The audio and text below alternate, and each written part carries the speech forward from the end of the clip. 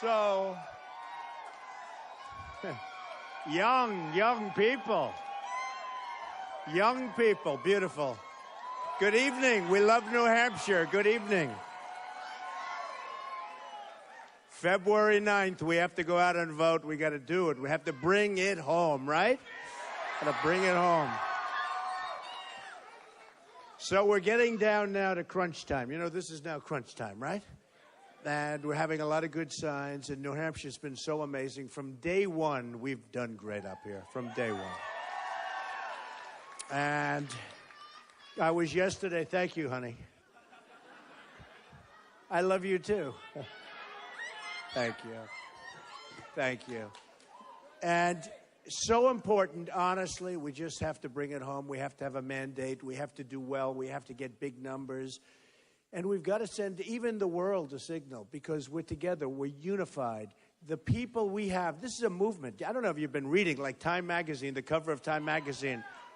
It's a movement, what's going on. People love this country so much, and they want to bring it back, and we're going to bring it back. We're going to bring it back. So we just had, you know, I have to tell you this. I love talking about it. I've made pollsters very famous, actually. But when you're number one, you always like to talk about it, right? So Zogby just came, national poll, 45-13. Can you believe that one? I don't believe it even. I mean, it's so much. Maybe I should say, let's make it close. Everybody's got to get out. You got to get out and vote. Don't worry about polls, because there's only one poll that counts. You know what that is. February 9th for you people, right? February 1st for Iowa, February 9th for you. In New Hampshire, Trump 33. This is Franklin Pierce. We all know Franklin Pierce. Then you have Cruz, Kasich, and, oh boy, poor Bush. The guy spent $100 million. What is he doing? What is he doing wasting all that? Such a waste of money, isn't it? What is he doing, that poor guy? Oh, we got another one in Iowa, American Research 33-26. Boston Herald just came out, 33-14. I mean, they're just one after another. Florida, how about this one? Trump, 48. Then you have Rubio at 11, and you have Governor Bush down much lower than that. Unbelievable. The Monmouth, he's low energy, is right. Monmouth poll, 36-17. Can you imagine that? The Morning Consult, 39 to Cruz, 13 to Rubio, 9. Wow, I love this. Reuters, 40.6 to 10.2 to 9.7. So, you know, I mean, it makes us all feel good, but we got to get out and vote. I mean, because who knows? I've seen bad things happen in life, you know? You take things for granted. That's why, in one way, these polls have gone so crazy and so positive that I hate to tell them to you. Because I want you to go out. You got to go out. I want to bring this country back so strongly, so good. We can do it. See the hats, all the hats? Make America, right? Make America great again. And that's what we're going to do. That's what we're going to do. You know, it's very interesting. So over the last few months, 5 months, 6 months now, June 16th, that was a very, very difficult thing. You know, it takes guts to go and run for president, okay? It's tough. Believe me, I don't do this for a living. I build buildings, and I do a lot of things, and I create tens of thousands of jobs over the year, tens of thousands of jobs. And I love doing it. You know, I love what I'm doing. I love my wife. I have a great family. I built a tremendous company that's been really good. In fact, when I filed my papers, everyone went down to check out the company, and they said, wow, this is really a good company. Very low debt, some of the great assets of the world, some of the great real estate assets anywhere in the world. You look at Trump National Doral in Miami, or Turnberry. You take a look at Turnberry in Scotland, where they play the British Open, now called the Open Championship, the biggest golf tournament. And so many others. We have so many buildings in Manhattan, 40 Wall Street, Trump Tower, a lot, the Nike Town, and all these different things. And I love what I was doing, and I loved it. But I watched, and I saw, and I looked like you, like everybody. what is going on with our country. I'd see the deals that I made. I'd see a Sergeant Bergdahl, where Sergeant Bergdahl would be, he was a traitor, right? And yet, for Sergeant Bergdahl, we gave them, how many guys? 5, right? 5. We gave them 5 people that they wanted so desperately. And people were killed. 5 or 6 people were killed going out looking for Sergeant Bergdahl. And you see the parents of those young kids, those great young soldiers, and you see them on television. It's like devastating. And in the old days, there would have been very big repercussions. Today, who the hell knows? Probably won't get anything. It's unbelievable what's going on in the country. Then you look at the Iran deal, where we give $150 billion. No, think of it. It's so sad. I mean, when you look at that deal, and that deal epitomizes what the United States is all about now. We don't win anymore. You know, we used to win, right? We'd have a country and we'd win. And we don't win anymore. We don't go and we don't do, and we should win. We have some of the great negotiators. We have the best business people. We have the best business people in the world, best businessmen, best business women. I know so many of them. Instead, to negotiate with China, who do we use? Political hacks. We use people that gave campaign contributions to represent us with different countries. And probably, who the hell knows, they probably have an interest in making bad deals. I mean, you don't even know anymore in this country. You don't even know. You don't know what's going on.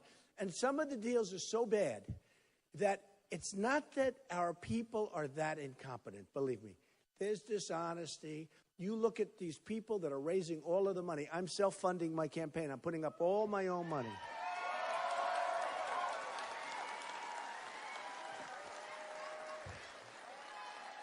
Which I think is important. I mean, no lobbyist is going to say, I gave you $5 million, you have to come through for me. None of that. Hey, I was on the other side of the table. I was a big contributor for years. And I was totally, I guess I was establishment. Now I'm non-establishment, okay? But, you know, it's sort of interesting because we're competing against a lot of different people.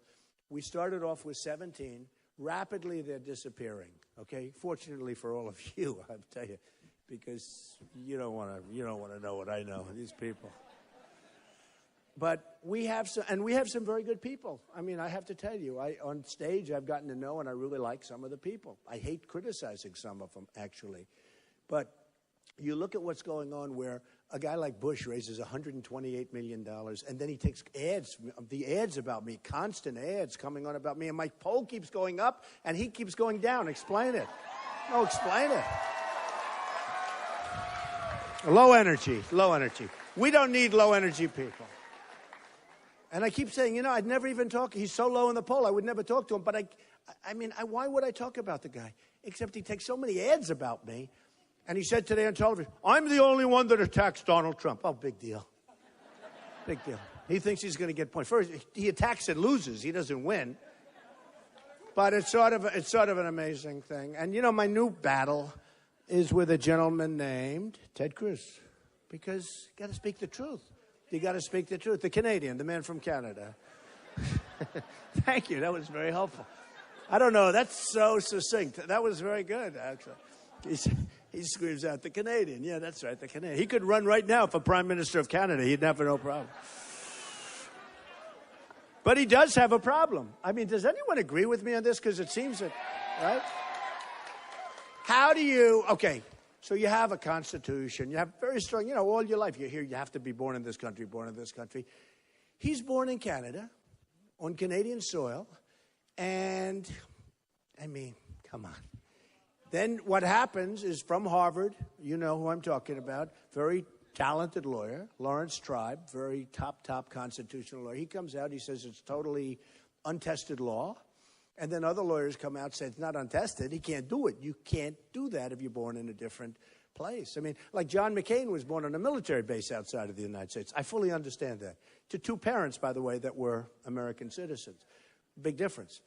You know, military base and 2 parents who were actually in the armed forces. But so that's a lot different. But, you know, in the case of Ted Cruz, he was born on Canadian soil. So what do? You have to go to court. And you have to get a declaratory judgment, or you have to get something. Now, he's already being sued by 2 groups. I hear Illinois is saying, we don't think we're going to approve you. Now, maybe they will, maybe they won't. Big state, very powerful state, a lot of voters. Got to get on the ballot, right? How do you approve somebody who can't get on the ballot? How do you approve somebody? How do you, as an example, let's say he's the nominee, and he goes, and you know the first week or probably the first day the Democrats are going to sue. They've already said they're going to sue. So they're going to sue. Now he has a cloud over his head. It's like a cloud on title in real estate. You got a cloud. Now, you don't know, and you won't know until you get to the court and probably or possibly the Supreme Court of the United States. That takes a long time. So I mentioned this. And then, of course, he comes out with his loans, and he's Robin Hood. He's Mr. Robin Hood. And he's going to protect you from the horrible Wall Street bankers. And in his financial disclosure, he didn't report. He didn't report. I don't know why. I think I know why, but I won't say it. But he didn't report that he's got loans from Goldman Sachs and Citi. And actually, Citi came after. And he had $1 million that he had very low interest loans. And number one, Goldman Sachs has him. And Citi has him. Supposing Citibank or Goldman Sachs calls up and they say, listen, we'd like you to do this. He's going to do it. That's the nice part about what I'm doing. That's the nice part. Nobody's giving me anything. These politicians all talk, no action. It doesn't get done. But a lot of the things you see, what you think are stupid, aren't so stupid, because those companies that are making these great deals, and frankly, the countries that are making the great deals, they're represented by people that gave a lot of money to Hillary and Jeb and Ted and all of them. They're representing, I mean, you look at some of the people that are giving the money, these people don't care about our candidates. They care about what our candidate is going to do for them, not for the country, but for them. So I'm the only one that's funding my own campaign on either side, whether it be Democrat or Republican, which makes me feel a little bit lonely and makes me feel a little bit foolish in many ways. My whole life has been about taking. See, I'm telling these young kids, I want to take. I'm greedy. I want to take. My whole life has been taking. And now what am I going to do? I'm going to take, and I'm going to be greedy for the United States of America. I'm going to take. And we're going to help our military, and we're going to build a strong and powerful and big and beautiful military. We're going to rebuild it, and it's going to be great. It's going to be great. And nobody's going to mess with us, and hopefully we'll never have to use it because nobody's going to want to mess with us. But we don't do that right now. Our military is being decimated. It's being decimated. We have trucks, and we have ammo, and we have rifles, and we have all this stuff that gets shipped to our enemies, and, our enemies take it. I don't know if you know that. Because as soon as they fire a bullet up in the air, you've heard it, the people that we gave it to, they run. They drop everything. They run for the hills, right? 2,300 Humvees. This is the thing that gets me, because I say, that's so much. How many ships does it take? 2,300 brand new armor-plated Humvees. Now, if you think about that, we have wounded warriors, our greatest people. These people have the best attitude,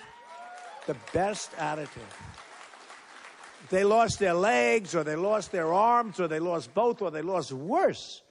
And their attitude, and you see them, and I see them, and they're smiling. And I mean, these are amazing people not being taken care of properly by the Veterans Administration. We're going to make sure that is solved. Our veterans generally. But think of this. 2,300 Humvees, armor-plated. Now, the ones that our guys became wounded warriors driving around in because a bomb goes off underneath, and it was like driving around in a regular Jeep or a regular car. I mean, these things are incredible. So they're over there. The enemy has them. And a young soldier, the son of a friend of mine, came back. He's been there 3 tours. And he came back.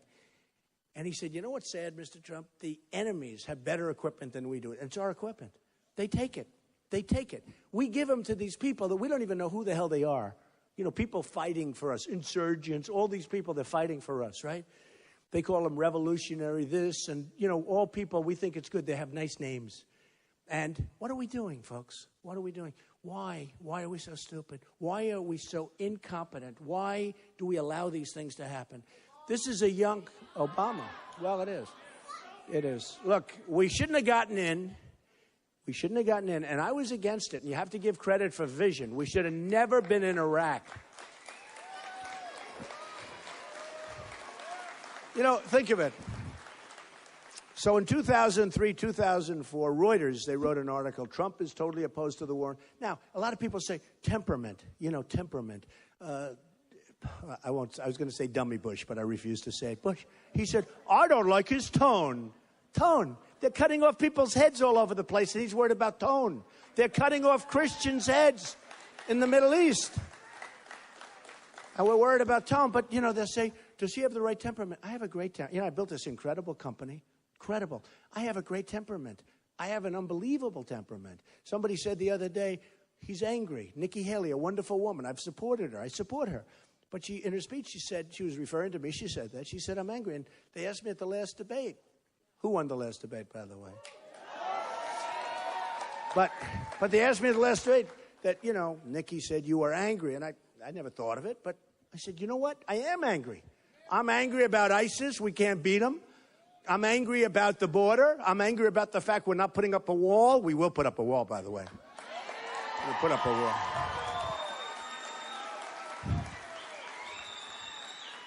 And Mexico's going to pay, right? Mexico's going to pay for the wall. Hey, look, Mexico's going to pay for the wall. They make a fortune.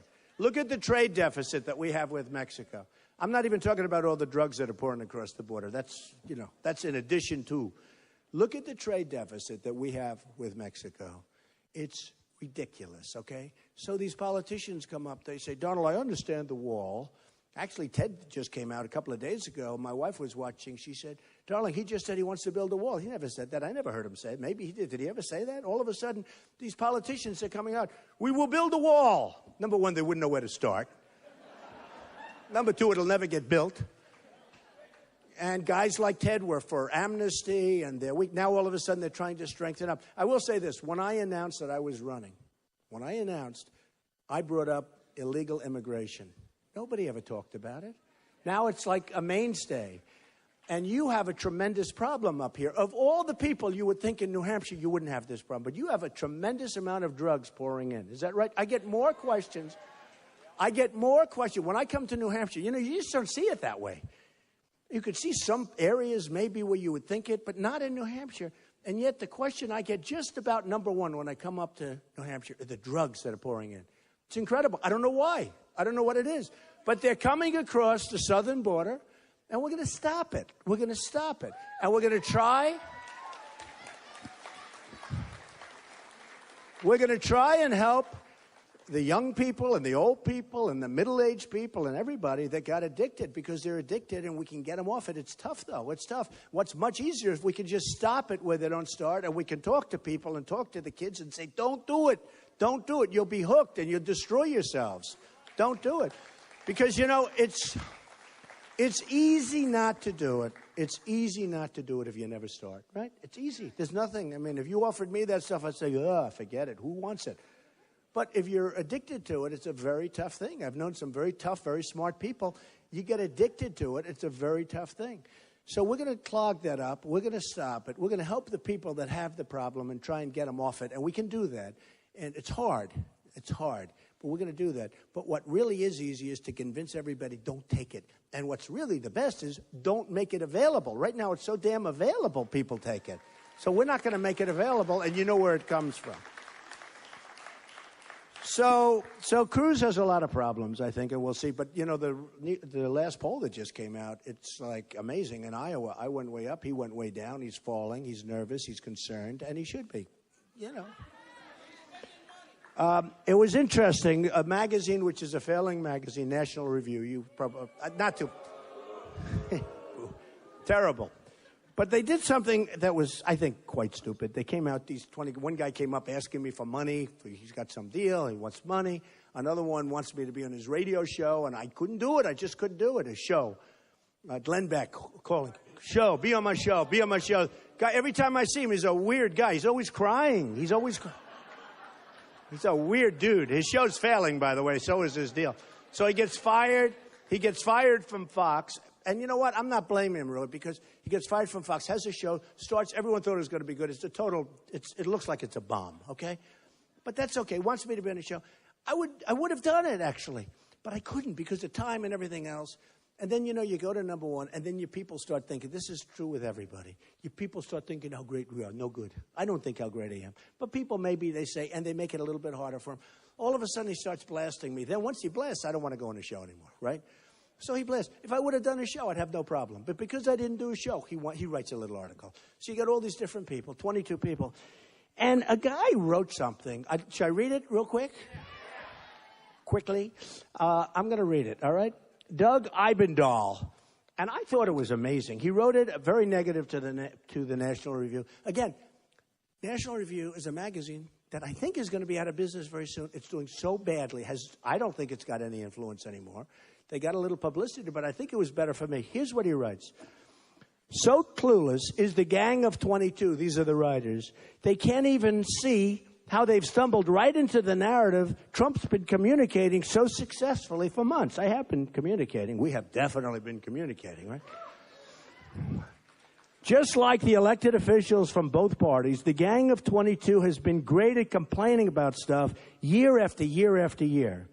But getting anything accomplished, not so much. In other words, they complain and they talk and they talk. They don't do anything. Many of the gang of 22 have been hanging around and chatting for decades. And some are active cogs, right? In the conservative entertainment complex, deriving their income by pandering to conservative anger while offering no real solutions, right? They never tell you what to do. They say, are you conservative? Are you this? They have no idea. I don't even think they know what it means. Donald Trump represents a threat to these ineffectual poobahs in the same way he represents a threat to do-nothing public officials, of which we do have plenty. Jealousy is also seriously at work here. Trump is inspiring and exciting a broad spectrum of the country like no member of the gang of 22 ever has or ever will. You have to see the crowds we have. Like, this is a packed house. Every single place we go to, we were in Oklahoma the other day. We filled up a stadium. We had to send away from 5,000 to 7,000 people. No matter where we go, I mean, we have people. Last night, and by the way, this week in Iowa, we were just absolutely every single place. They have, you know, staging areas where the people that can't get into the main room are put into another room, and it's like the whole thing is unbelievable. So we really have what? It is a movement, man. I like that guy. It is. I mean, it's a movement. We want to take our country back. So 7 months of campaigning. Trump has already more Americans listening, which is true to the Republican message, and the entire gang of 22 could muster over decades and decades and decades. Trump understands that before you can advance the ball, you have to convince people to take time from their busy lives to listen. No one on the GOP side since Ronald Reagan, great guy, has accomplished that like Trump, which is very nice. Obviously, this gentleman likes him. And actually, no one else has come close, and certainly no one from the effete core of impudent snobs to which the National Review thinks we should defer. The gang of 22 had their chance, which is true. They've been talking for years. They talk and talk. They're worse than politicians, okay? Maybe not. The gang of 22 had their chance for a long time. They've done a lot of bitching over the years, and it's paid well for some. Some of these guys make a couple of bucks. But Americans care about results. We're result-oriented, right? They can plainly see all of this is empty talk. At the same time, when Americans look at Donald Trump's life, they get a lot of assurance that here is finally a man who shares their focus and actually wants to get results and is getting results. I've done a good job. What can I tell you?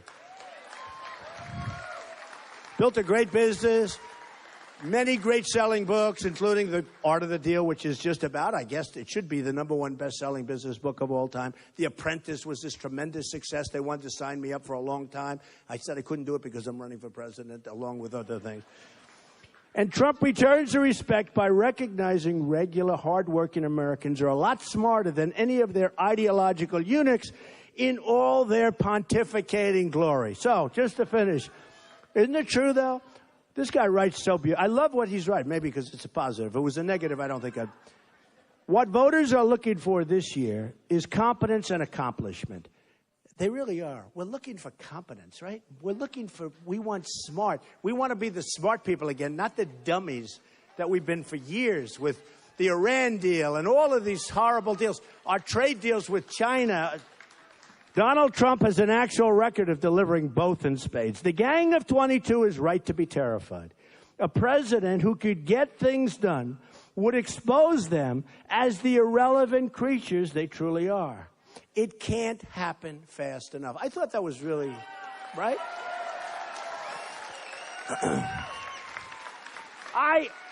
Honestly, I thought it was great. I thought the way he wrote it, and it's right. I mean, these people, I never like critics. I watch Broadway plays, and I'd see a play that's good, and then next day you wake up and you see the New York Times critic, and he'll write about the Broadway play, and he'll say horrible things. The actress was no good, and this, and then maybe sometimes they're right, sometimes they're wrong.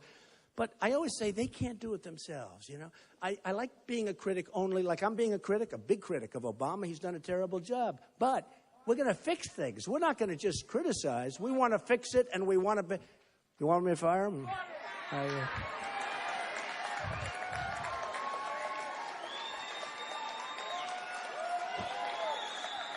Maybe we'll save it for a more appropriate time, okay? Maybe we'll save it.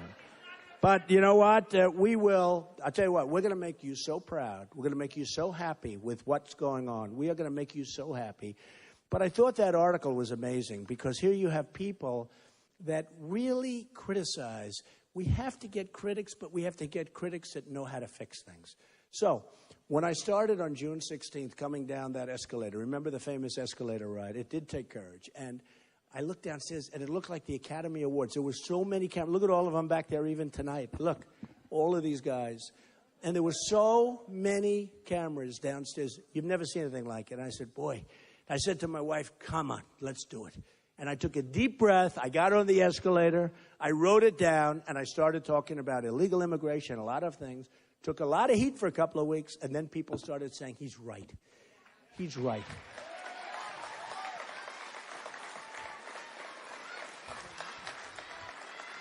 And then you had Kate killed in San Francisco, shot in the back by an illegal immigrant, should have never been here. And you had Jamil in Los Angeles, a young man going to college, getting ready to start college. Good athlete, great father, was a friend of mine. And he was killed, shot in the face 3 or 4 times in the face. And for no reason, walking home to his father. And so many others. The veteran, 65-year-old veteran, who was raped, sodomized, and killed, who was supposed to be a wonderful woman by an illegal immigrant. And so many others. By the way, those are 3 examples, but so many others.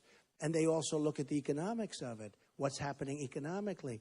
And I said, we have to do something. And all of a sudden, everybody's saying, well, Trump's right, Trump's right. Now they're trying to get so tough, so tough. They were all weak as hell. Now they're tough guys all of a sudden. But as soon as their donors and special interests and the lobbyists go to them, they're going to immediately fold. You know that. Everybody knows that. They fold. That's what they are. Politicians always fold. Just remember that. They will fold. And then I brought up, not me. No, I don't fold. I don't fold. There's no reason for me. I will tell you, if somebody gave me lots of money, and if I were a politician and somebody gave lots and lots of money, you know, the natural instinct when they called you, I always tell the story about the Ford plant, right? You know, they're building a plant, $2.5 billion, closing other plants, obviously, for this one. And, you know, when some president is here that got a lot of money from whether it's Ford or their lobbyist or their special interest or one of the owners of a piece of the company, they're gonna do pretty much what those people want because that's the way politicians work. Me, I got to do what's right. I don't want Ford building in Mexico. I don't want... You know, if you look at New England has lost so much business to different places, but to Mexico and to other places. It is a shame. It's a big shame, and we're going to bring it back. We're going to stop being the stupid people. We're going to stop having stupid people represent us. We are not represented.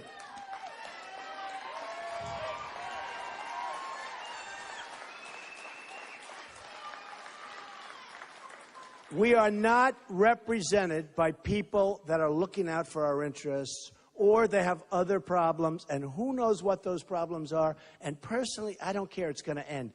We have the greatest business people in the world. They're going to I know who they are, many of them. Some are phenomenal. Some are good. Some are okay. I know the good ones. I know the great ones. I know the ones that are going to represent us with China. I know the ones that are going to we're not going to lose $500 billion a year with China. Think of it, $505 billion trade deficit. It's not going to happen, folks. Not going to happen. They view us, they can't even believe. I have a lot of friends from China. I have the biggest bank in the world is a tenant of mine in one of my buildings. But I have a lot of friends from China. They can't even believe they get away. You know, they pay me millions of dollars for condos. I build a building. They give you checks. I like China. It's great. The Bank of America building, I have a big chunk of that in San Francisco. 1290 Avenue of the Americas, got from China. Look, we can do great with China, but we don't have the right people. We have hacks negotiating. We have people that don't know anything about business negotiating with the sharpest people you've ever seen. These guys don't play games. You know, these Chinese, they come in, boom, they want business. We want business. They're dealing with a bunch of babies. They're dealing with diplomats in some cases. And they're good. They're political hacks, is right. They are political hacks. But we're dealing with people that don't have a clue. Even if they're honest, which maybe they are, maybe they're not. I don't really care because the job's not getting done either way. But we're dealing with people that truly don't have our best interests. And even if they did, they couldn't do anything about it. They're not smart enough. They're not tough enough. They're not cunning enough. And we're going to change all that. We got to change it. We don't have a choice.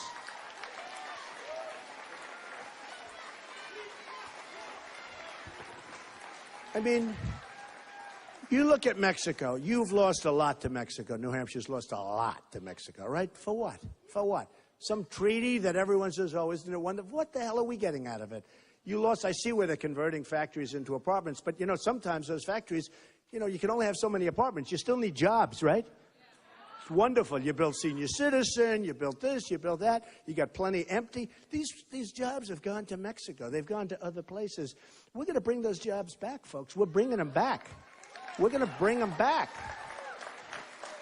So we're lowering our tax rates. Big for the middle-income people. I mean, the middle-income people have been decimated in this country. The middle-income people built America, okay? They are being decimated.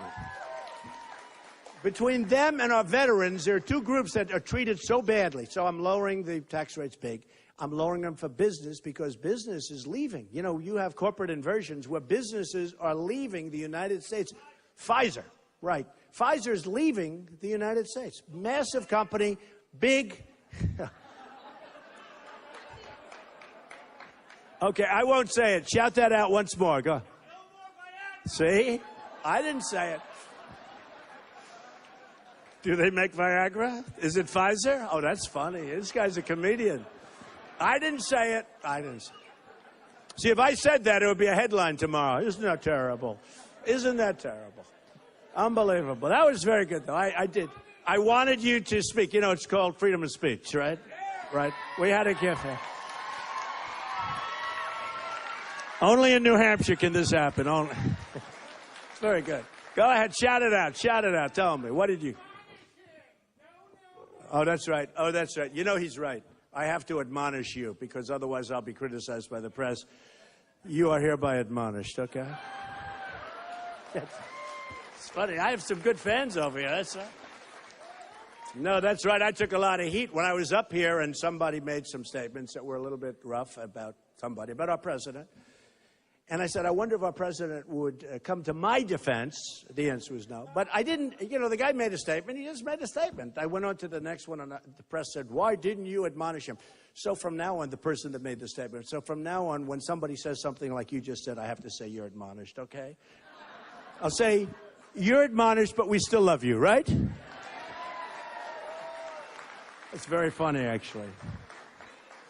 So we're going to take back trade. We're going to bring back jobs. We're going to do so many things. Then what happened is we had a terrible tragedy in Paris.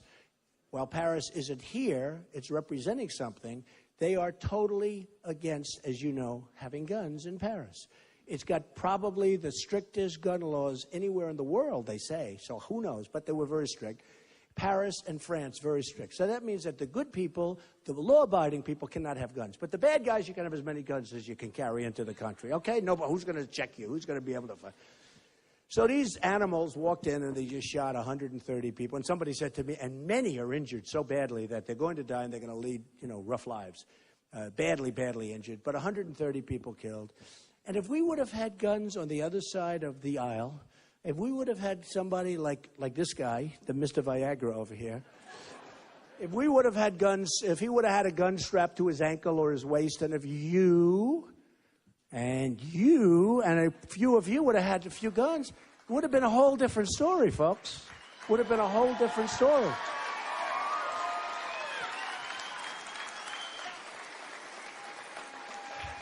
Would have been a whole different story. And so sad. It's so sad. And then you go over to California where you had the two young, they called them the newlyweds, the press, the newlyweds. Oh, newlyweds? I don't think they're newlyweds. Two radicalized people. And they went in and they killed 14 people. Again, a lot of people hurt, badly hurt, but killed 14 people. These are people that gave them wedding gifts and ceremonies and parties and celebrated with them. These are people they knew. There's something going on, folks. There's something. And you go to a place like Brussels. You go to a place like Paris. You go to so many different places. It's like they're in a different world now. There's bad stuff happening. There's bad stuff happening. Many cities. I mean, honestly, many cities, many places. And so when I talked about radical Islamic terrorism, oh, the whole world, now the world's saying, he might have a point. I have a major point. And what happens, I mean, we have a president who refuses to mention the term. Now, why? Who knows? He won't say radical Islamic terrorism. There's nothing wrong with saying it. It's a problem. We're going to solve the problem. Hopefully, we're going to solve that problem. But we have hatred out there. There is hatred that nobody can believe.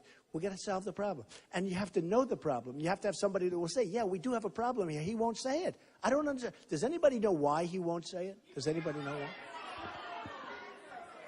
Well, he won't say it. And you know what? So I brought it up. I brought up illegal immigration. Then I brought up radical Islamic terror. And that's what it is. And it's a shame. It's a very sad thing. I have friends who are Muslim and who called me in some cases, not in all cases, I must be honest, but in some cases. And they said, what you've done is an amazing service, and we never thought anybody would have the guts to do it. You've brought to the fore a problem that has to be solved. It's got to be solved because the level of hatred is too much. When you have a Paris or when you have a California and when you have the shooting where they killed our 5 soldiers in the gun-free zones. By the way, gun-free zones, no good. How about gun-free zones? How about this? Gun-free zones on a military base. One of the soldiers is one of the great marksmen, an extraordinary expert with weapons. Not allowed to have his gun. And this wacko walks in and kills 5 soldiers. These were all great soldiers. Kills 5 soldiers. And it says gun-free zone. And when you say gun-free zone, you know what that is? That's like candy for a baby. That's like, here, darling. That's what it is. It's candy for a baby. Because these whack jobs, these sick, horrible people, they hear gun-free. That means they're not going to be shot at. They don't want to die. They don't want to die. Everyone says they want to die. They don't want to die, believe me.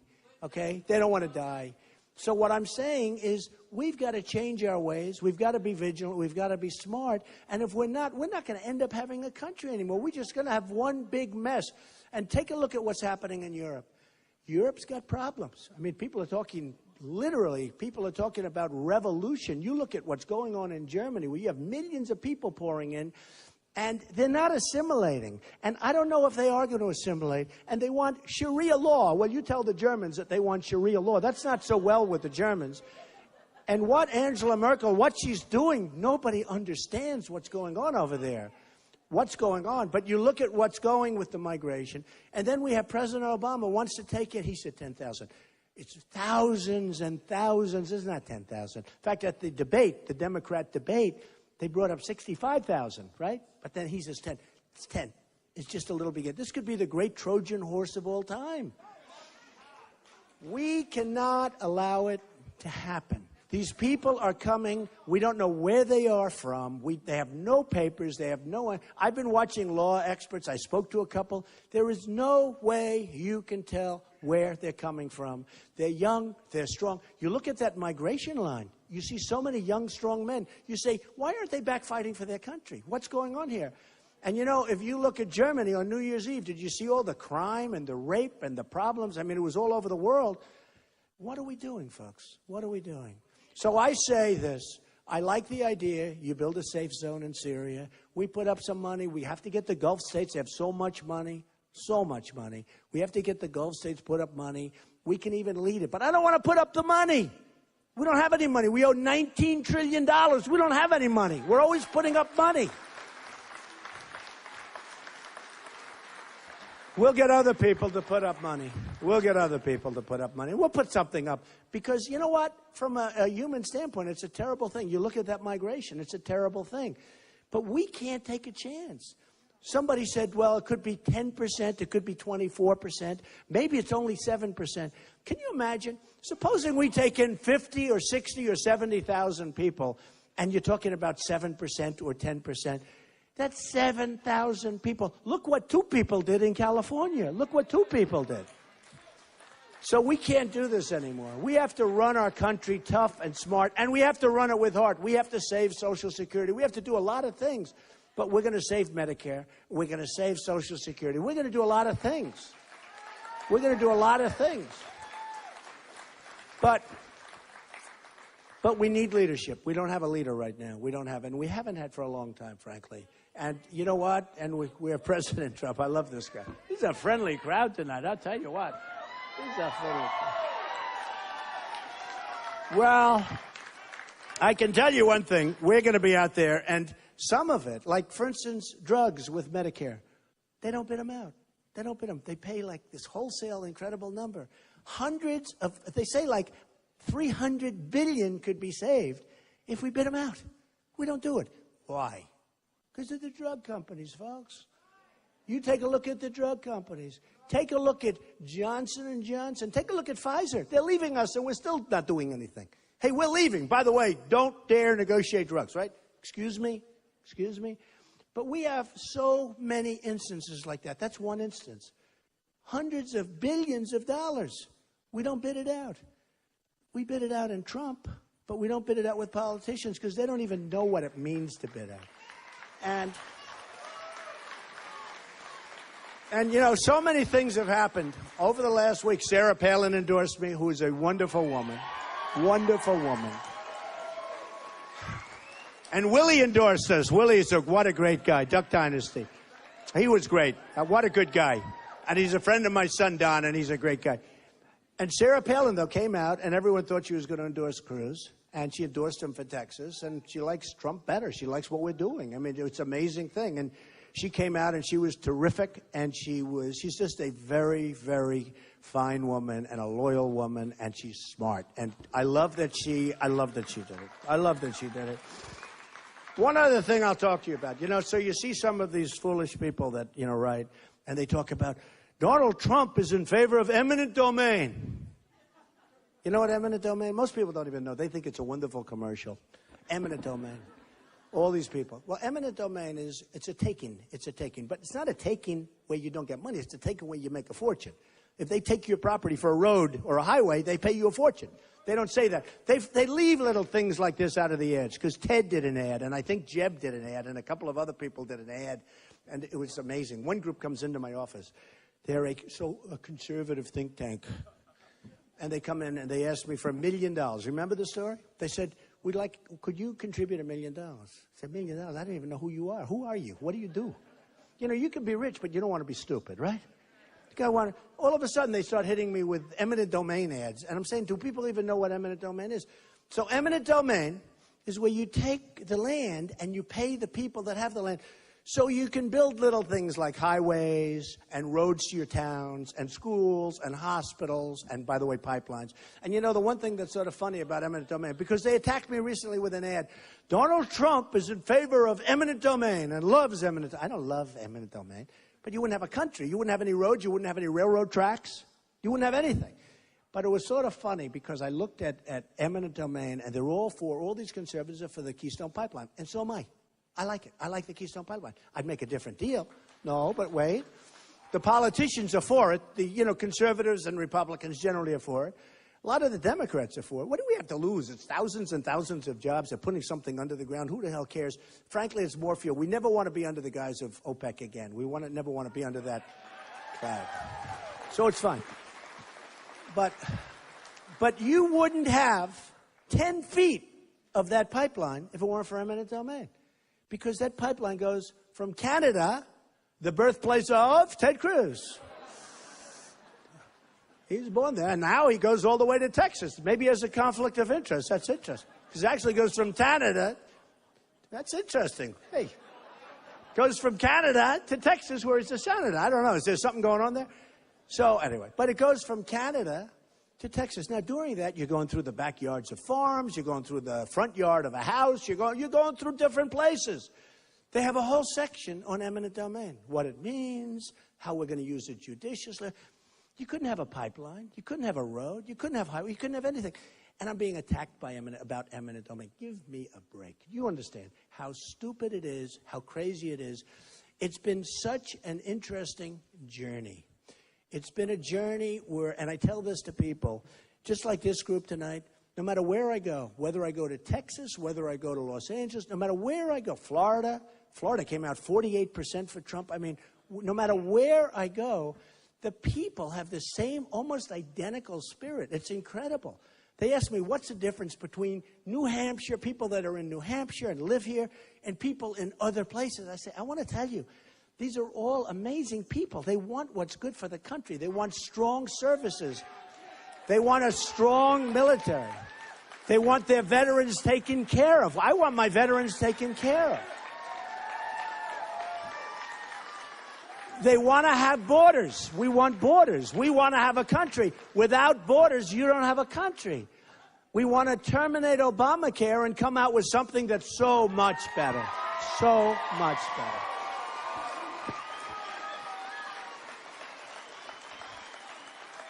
Almost everybody, other than Jeb Bush, everybody wants to get rid of Common Core. I don't want my kids educated from Washington.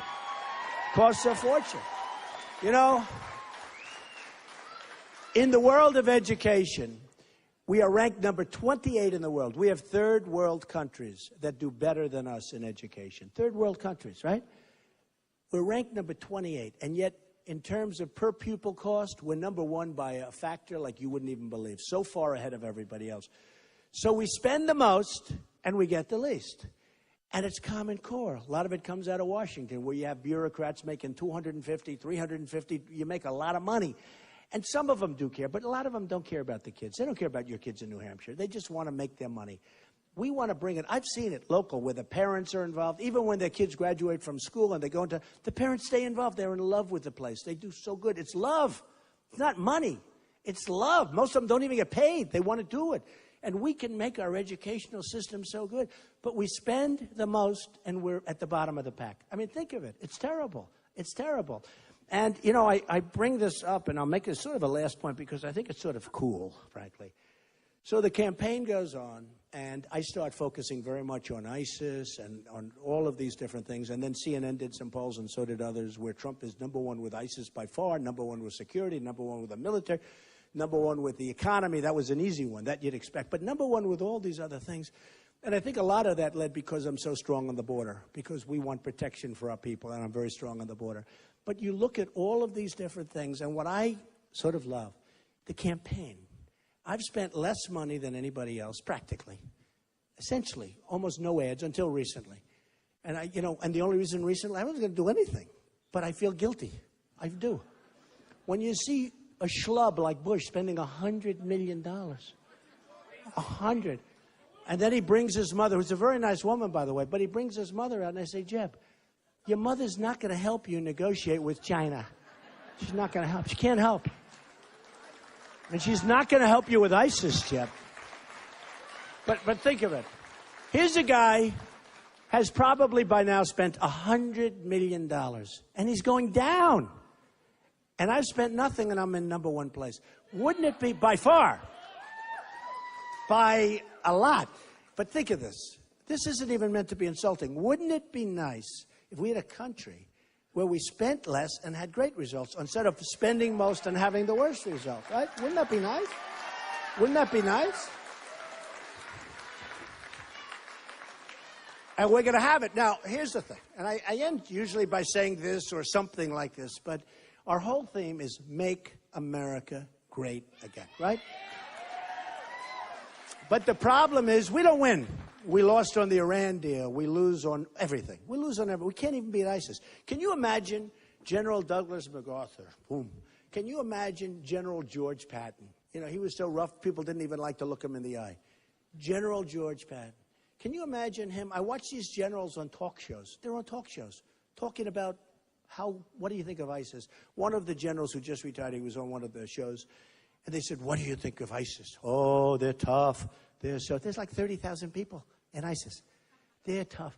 And I said to myself, do you think General George Patton, first of all, he wouldn't have been on a talk show, okay? He wouldn't have been on a talk show. But do you think General George Patton would have been saying how tough they are? You know what you do? You embolden them when you start talking that way. This is one of our top people. I guess he was retiring or retired. And he said, they're tough. Another one who just retired, General Ordiano, who's a good man, I think. But he said, we're the least prepared, preparedness, he thinks, maybe ever. I watched it. I said, maybe he meant from the Second World War. I think it said forever, from almost the beginning, with our preparedness. And I see that. I see that. Our military is just, it's horrible what's happening to us. We're being beaten at every front. We can't have it. So when I see a General George Patton, and I read the books, and I love that, and I love General MacArthur, in terms of the modern day generals, we had some great ones. And then I see these guys talking about ISIS, they would be wiped out so fast. Your head would spin. By the time you walk to the main door, it would be over. It would be over. So we're going to make our country strong again, and we're going to make our military powerful again. And, you know, if we do that, and let me tell you, a lot of people say, oh, that's going to take a lot of money. It's actually the cheapest thing we can do. Number one, it guarantees that we are going to be around for a long time. But it's the smartest thing we can do. It's the cheapest thing we can do because nobody's going to mess with us. Nobody's going to mess with us. That's the way we have to have it. And here's the thing. We don't win, but we're going to win. We're going to win so much. We're going to win on health care. We're going to win with China. We're going to win with Japan. We're going to win with Mexico. We're going to win and win and win. And sometimes I kid. I say, you're going to get so tired of winning, you're going to say, Mr. President, please, let's lose just a little bit. And I'll say, no, we're going to make our country great again. We're going to keep winning and winning and winning. So we are going to win, and we are going to make America great again. Thank you all. Thank you. Thank you.